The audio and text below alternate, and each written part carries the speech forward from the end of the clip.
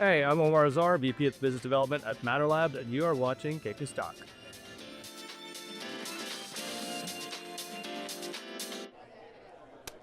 And in no uncertain terms, the buyers come roaring back here for the 7th winning session out of the last days here on Wall Street.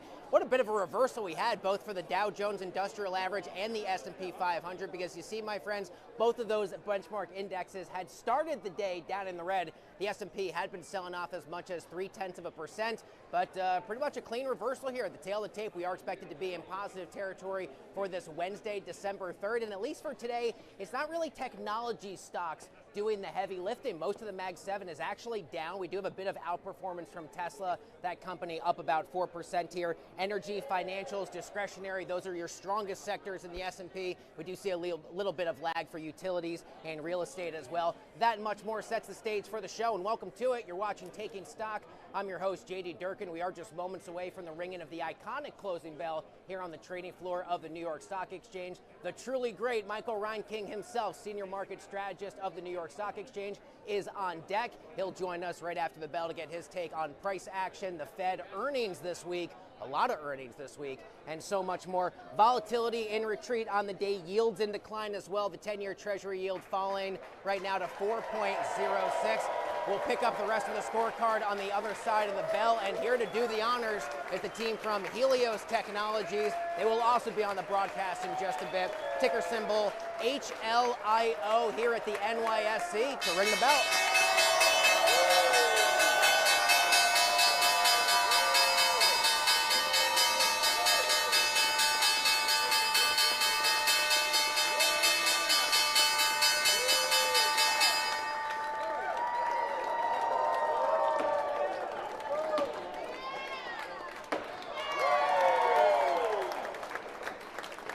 Hey, the sounding block jumped there. I got a little nervous when you hit the sounding block a little too hard.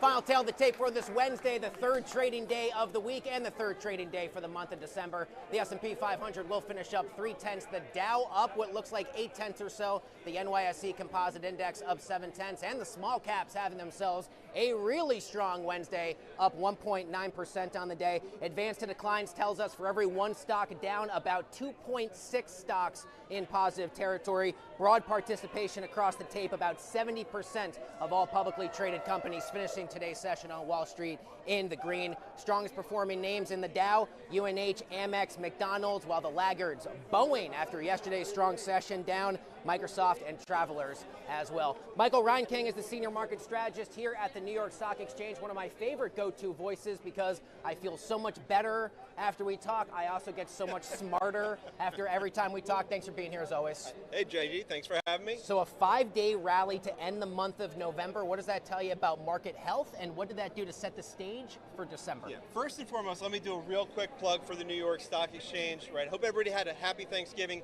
Tomorrow is the 102nd tree lighting here at the New York Stock Exchange. So if you are in Lower Manhattan, come on down to celebrate with us. So look, at the last week we had a pretty strong rally, a little lighter attendance. Right, volumes were a little bit lighter, but we reversed all the losses that we had seen, in November with a 4% rally in the market. We've seen markets trading sideways here a little bit. Today was a green day, right? But we've been consolidating those gains that we saw last week, which is really strong price action. Interestingly enough, I think the last time I was with you about a month ago was the first time that the Dow Jones had crossed over 48,000. We had a pretty rocky November, but we're right back at those levels. And at that time, we were talking about the expansion of breadth and within the marketplace, and we're seeing that again today. Yeah, I mean, we cover advanced to declines now at the top of every broadcast, so we really do see a nice broadening out for participation. Like we said, it's not just tech on green days doing the heavy lifting or discretionary. We get some nice rotation. Thanksgiving, holiday shopping, Black Friday, Cyber Monday, maybe stronger than expected, at least in terms of Adobe Analytics. What did you learn about how strong the consumer is right now, Yeah, Michael? I think we've seen some mixed, some of the survey data has been a little bit mixed, but overall, right, we see that the consumer spending has been pretty solid. Once again, today we saw Sydney Sweeney won the day with American Eagle, putting up very, very solid results. And we saw solid numbers coming out of Macy's and Dollar Tree, right? And so we're hearing continued strength from the consumer. There is some caution. They're looking for value, but overall, right, we are seeing spending continue to happen. Yeah, we also see, and we're going to talk about much more about AEO and Macy's here in just a bit on the broadcast, but we're also talking about this kind of trade down phenomenon for wealthier Americans. They continue to value shop, maybe do more of their essentials for shopping at a place like Walmart. We're hearing that throughout the earnings quarter. 1 week from today, it's Fed Day, my man. Yeah. We love Fed Day. It's like our Super Bowl here for the financial markets, and it's dot plot day as well. What's on your radar for the next week ahead of the meeting? Yeah, it's been really interesting, right? We've seen the economic, with the lack of economic data coming out of the government, right, left a little bit of question mark in terms of where the Fed was going to go. New York Fed President Williams spoke a couple weeks ago, which really solidified the idea that we were going to see a rate cut. We've seen the ADP jobs numbers over the last couple of weeks, have been pretty negative. We got a negative print this morning, fourth time in the last 6 months. That I would highlight. It was all driven by small businesses. Right, large businesses are still hiring. The largest companies averaging just under 50,000 jobs, over the last 6 months, and it's remained positive, right? So that adds to that kind of K-shaped economy, conversation. Look, I think next week markets widely expect the Federal Reserve to cut rates. This committee has not wanted to really kind of buck markets when they do that sort of thing. So I think the one question is whether we hear a little bit more hawkish commentary coming from Fed Chair Powell, congruent with that kind of rate cut that we're expecting to see, right? And then the other big focus for markets has really been who's going to be the next Fed chair. President Trump has said he's made a decision. We're expecting to hear that at the beginning of next year, and Kevin Hassett is the odds-on favorite at this point. Yeah, he certainly is. We'll certainly see what market participants have to say in response to that. If and when we do get the announcement in the next couple of weeks, I could truly talk to you for the entire broadcast, but unfortunately, I'm being told to wrap right now, understandably so. The great Michael Ryan King, all the best, and thank you for the plug on the tree Thanks lighting for having tomorrow. me. Absolutely. Is it really the 102nd tomorrow? 102. It's older than Rockefeller. Yes, yep, and the tree is oftentimes much bigger. Yeah, we're very proud of that tradition here at the New York Stock Exchange. We'll talk a lot more about that later on in the show. Michael, thank you as always. Josh is going to grab your microphone. Howie, you and I are going to go for a walk. Where did Macy's finish today, Josh? A smidge below. Okay, so we did end in negative territory. We were just talking about Macy's and American Eagle and a few others there with Michael Reinking a moment ago. Macy's was an incredible candlestick today because it had been down as much as 5%, then it was up as much as 1.5%. Shares ending down fractionally here, posting the strongest growth in the last 3 years for the major retailer after a huge beat on bottom line, and Macy's raising its full year guidance as well. Some notes of caution about the consumer health for Q4, bifurcated spending, everything Michael and I were just talking about, but Macy's knocking the cover off the ball here in 2025. Shares up 35% from the start of the year. Howard, we'll take a look at two NYSE notables, and one of these Michael and I were just talking about, American Eagle Outfitters. Look at this. 15% performance, an enormous gap up for the stock after a beat on top and bottom. The year, of course, had a lot of ad campaigns, some of which may be a bit more controversial. The whole Sydney Sweeney thing, you may remember, Travis Kelce as well. The stock is now trading back to its highest levels since May of 2024 after an enormous session here on Wall Street. Finally, Howie, let's pivot this way. We'll take a look at the strongest performing of the big banks here in 2025. How many people thought Citigroup would be the best performing financial name? This stock is up almost 3.5% today and up 50%. Yeah, 5-0 from the start of the year. The average one-year price target for Citigroup now sits at $115 a share, suggesting upside potential relative to these current levels of another 8%. Folks, don't go anywhere. We got much more taking stock coming up after this quick break here from the New York Stock Exchange. And now we bring you an interview with Colin Gage of Armor Sciences. He and I sat down recently here at the Exchange. Take a look. Welcome to FinTech TV. I'm JD Durkin. President Donald Trump's foreign policy efforts during his second term at the White House has expanded to include a focus on South America. The president has taken a new approach to the war on drugs, as the Department of War has struck over 20 boats smuggling fentanyl in Mexican and Colombian waters. The president cites the 70,000 Americans lost to fentanyl every year as the reason for those strikes. Out of a new report from the Wall Street Journal tells us a recently revealed secret memo from the U.S. government lists fentanyl as a potential chemical weapon.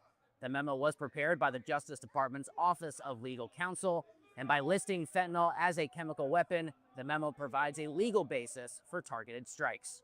Joining me here on the trading floor of the New York Stock Exchange is Colin Gage. Colin is the co-founder and CEO of Armor Sciences. which develops preventative immunogens to combat synthetic chemical threats such as fentanyl. What an important conversation at a really important time. It's great to have you down here. Thanks for joining us. Thank you, Juju. Appreciate it. So there's been a lot of debate surrounding the legality of these strikes, a lot of debate surrounding the due process components of these strikes. Take us through the secret memo, which lists fentanyl as a chemical weapon and provides what the administration is saying is sufficient legal basis. Yes, yeah. So I actually had a brief meeting with Pam Bondi, Attorney General Pam Bondi, earlier this year. And it's clear that the fentanyl crisis is not being done by accident. I mean, these are clear strikes on our population. We're seeing 22 high school age students die every single week, according to a 2022 report. And this is something that's killed hundreds of thousands of people in the last few years alone. So this is obviously an attack on America. We need to treat it as such. It's a national security crisis. Colin, there's undoubtedly growing tensions between the U.S. and Venezuela. Americans are seeing those headlines by the day about what potential escalation looks like between those two countries. Tell us about that potential escalation, and what are you watching for as that story continues to play out? Yeah, so I think this is just the beginning. Unfortunately, bad actors south of the border are continuing to develop and iterate new threats against the United States, new synthetic drug threats. And these come in the form of nitazines, which are broadly reported on, carfentanil, medetomidine. There are many threats that are becoming fentanyl 2.0, 3.0, 4.0. And at Armor Sciences, our main responsibility is to develop long-lasting countermeasures against those threats. So regardless of what happens south of the border, we're ready for action. Fentanyl, as we said during the intro, kills an estimated 70,000 Americans a year, over 100,000 Americans' lives lost to it in 2023. Tell us about the dangerous properties that could perhaps make it even a chemical weapon. What are those considerations? Yeah, so it's not even theoretical. We've seen fentanyl weaponized in the past. It was weaponized in a Russian hostage crisis, actually, in the early 2000s. So the government is kind of pivoting off of what they've seen in the past as labeling this as a potential chemical threat. And I think it is a chemical threat. I mean, this has taken more American lives than World War I, World War II, the Vietnam War. To me, that's a domestic terrorism. That's a form of domestic terrorism in the United States. How are you viewing the relationship between these strikes and the overall fentanyl crisis, given the legal basis the administration is arguing? Yeah, so I think these strikes south of the border in the Gulf are extremely justified. I mean, these people are coming in and bringing drugs into the United States. They know what they're doing. We know what they're carrying and when it's happening. For us, our responsibility at Armor Sciences is focused on biomedical countermeasures to these threats. So I think it's going to take a joint effort. I mean, the U.S. government is taking action on a defense front and utilizing, America's force in that action. At Armor Sciences, we want to create the countermeasures that can help supplement that and provide safety and a defensive shield against these threats for our military and first responders. So Customs and Border Patrol agents, DEA agents, FBI agents who are going in there and taking on these really narco terrorists are going to need protection against these threats, and that's what we're here to provide. So talk to me more about how you feel you can provide to that conversation, the immunogens such as those that Armor is providing here. What does that look like in terms of the lens of additional things that can be provided by public officials? Sure, yeah, so our immunogen, how it works is it stimulates the immune system to create a protective response against fentanyl. And eventually we'd like to create that same protective response against other emerging drug threats that I mentioned. I think eventually, if our product goes through safety and efficacy in the way that we think it will, I'd like to have this available as an option to military first responders that are the boots on the ground going in against these narco terrorists, so that if they're accidentally exposed to fentanyl, accidentally exposed to carfentanil, medetomidine, they aren't going through an overdose or a panic attack. It's just like a bulletproof vest in the same way. We want to provide that protection to them on the front lines. What more will you be looking for out of the geopolitics angle of this story as it continues to play out? And how do you feel your work at Armor Sciences is uniquely situated to address whatever 2026 brings? Yeah, so I think, like I said, I think this is just the beginning. The war is going to continue to escalate south of the border. President Trump has made it clear that he intends to completely end the fentanyl crisis. And I'm aligned with him. I want to end the fentanyl crisis too. I think that anyone who doesn't just isn't seeing it clearly. There's hundreds of thousands of people dying every year. These are kids, these are students, mothers, fathers, and that's an empty seat at the dinner table. We need to protect against that on all fronts. That's going to require cooperation between the private sector and the public sector. The U.S. government and the private sector working together ultimately, I think, can end this. Colin Gage is the co-founder and CEO of Armor Sciences. What an important time to have this crucial conversation. Thanks a lot for being here. Good to have you. Thanks for having me.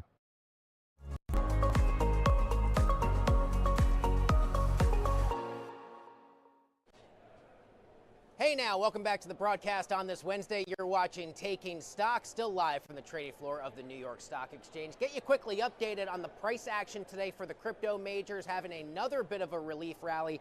Bitcoin up 2% on the day right now, trading right about 93,055 earlier in the day. It did reach its highest level since November 17th. A nice little bit of relief after several weeks of downward pressure. Ethereum trading up 5% in the session. Solana currently up 2.5% on this trading Wednesday. Everything's by hand, it's fast flying, words are imprecise, my apologies. Let's say hello now to Sam Gayer. He is the CIO at Monarch Asset Management to talk much more about crypto price action and what he is seeing across the broader fintech landscape. Thanks for being here, Sam. Great to have you. Thanks, JD. Great to be back.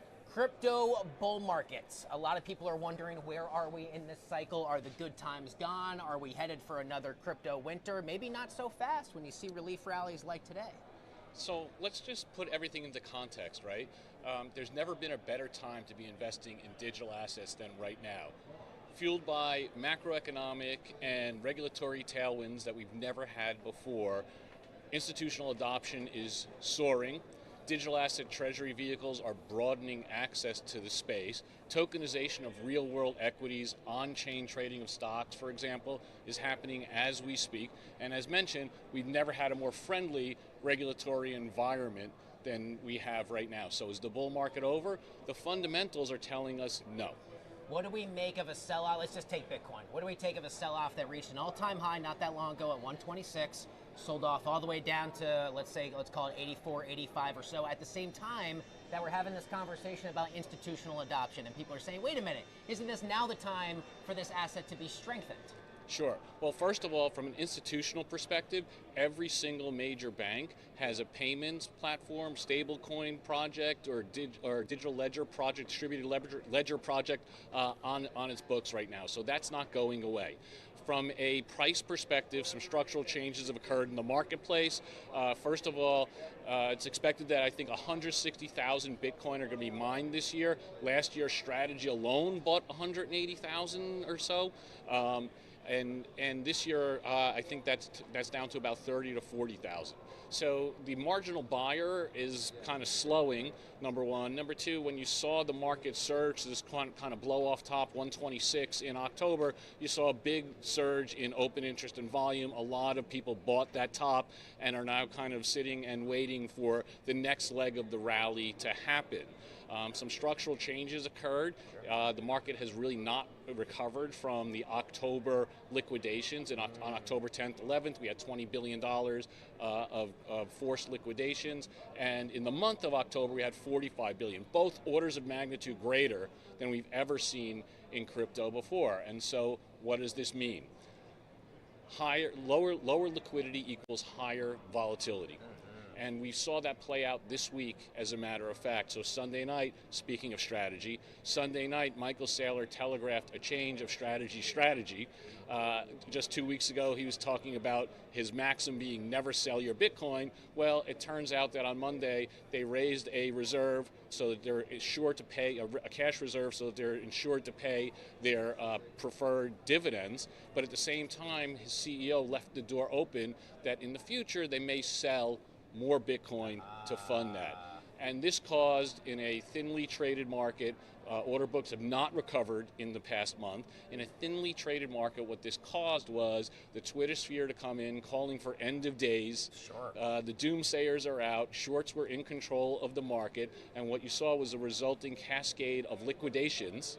Yeah. And then the market, I think it was down about 7% on Monday. Yep. And the market was not changed in terms of fundamentals. Everybody from institutions were looking at each other saying, well, nothing's really changed. Has another shoe dropped? Is there anything we don't know? And everybody said no. And the resulting rally, as you just mentioned before, Bitcoin's back up to 93. Yeah, we've also got this leverage conversation that's going on in terms of the crypto exchanges. How much leverage do they allow the regular crypto investors to really take on? And sometimes that liquidation has a further kind of cascade effect. We've seen that in a lot of sessions. I got to leave it there. That's all the time I have, but please come back again soon. All the best for the holidays. Thanks, JD. If I don't see you, Sam Geyer, CIO at Monarch Asset Management. Folks, don't go anywhere. We got much more Taking Stock coming up after this quick break.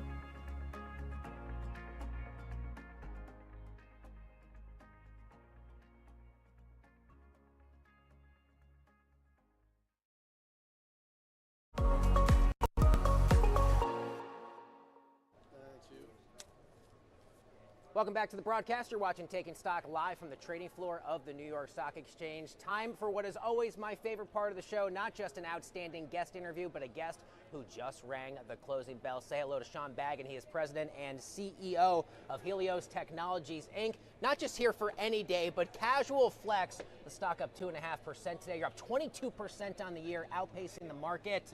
You're crushing it. Thanks for being here.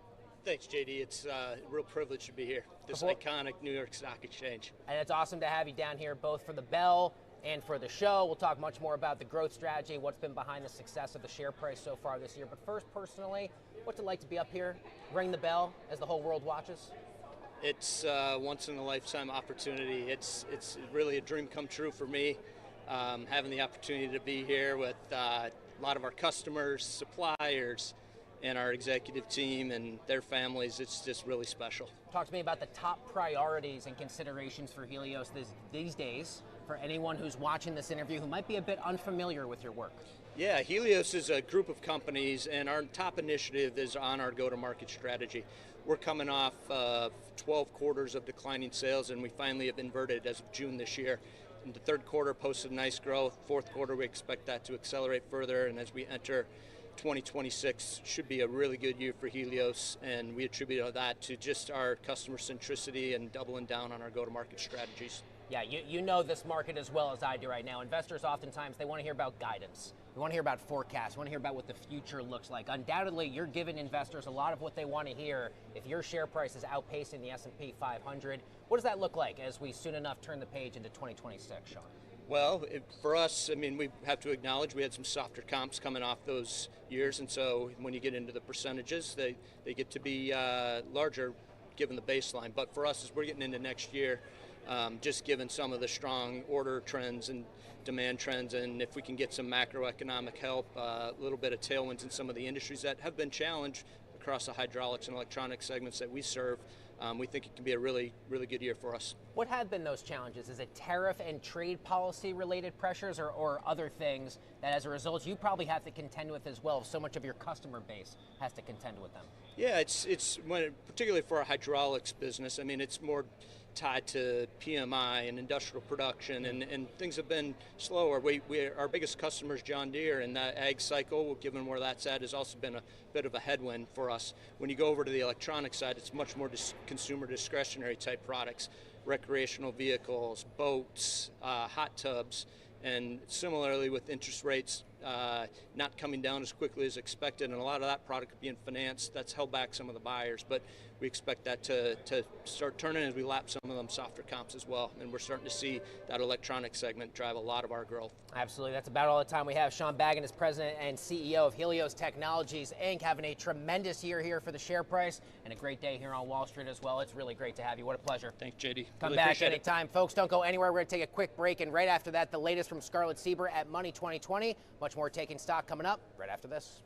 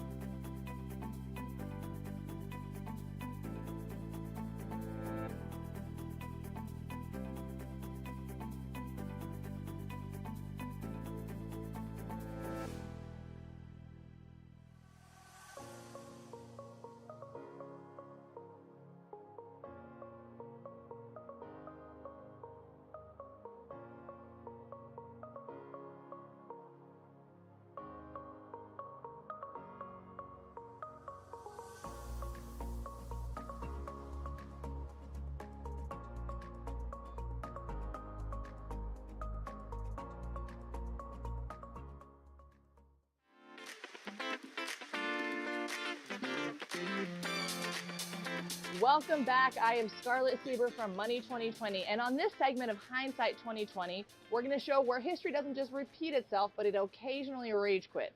This week, we're rewinding back to November 30th, 2001, when Enron went from energy titan to meme material.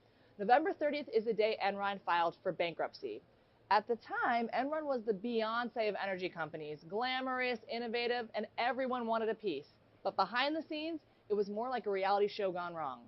Enron's business model was basically hide the debt, hype the stock. They used accounting tricks so wild that they made TikTok transitions look tame. Investors were vibing, analysts were standing, and then boom, the truth dropped harder than a surprise album. $74 billion in shareholder value, gone. Employees wiped out. Auditors dragged into the mess. The fallout was massive. Sarbanes-Oxley Act came in like the ultimate hall monitor, forcing companies to play by stricter rules. Transparency became the new black.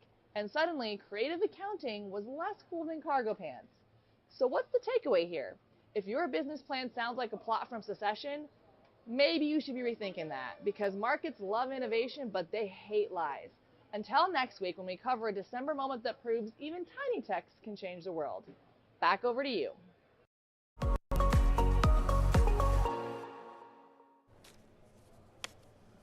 Welcome back to the show. Markets in positive territory on this Wednesday, December 3rd. The S&P 500 finishing the final tail of the tape up 0.3%. The Dow 30 components finishing up 0.8, and the small caps enjoying the best of the bunch, up nearly 2%. Tomorrow, no shortage of earnings. You may think we're kind of in this wonky holiday period, but we got some key names reporting in the morning. Dollar General, Kroger, and Build-A-Bear. Yeah, Build-A-Bear trades here at the New York Stock Exchange. We'll get their quarterly results before the bell. And after the bell tomorrow, DocuSign, Ulta Beauty, and the team from Rubrik all set to report quarterly results as well. Tomorrow, 3:30, the iconic tree lighting here at the New York Stock Exchange. 102 years running.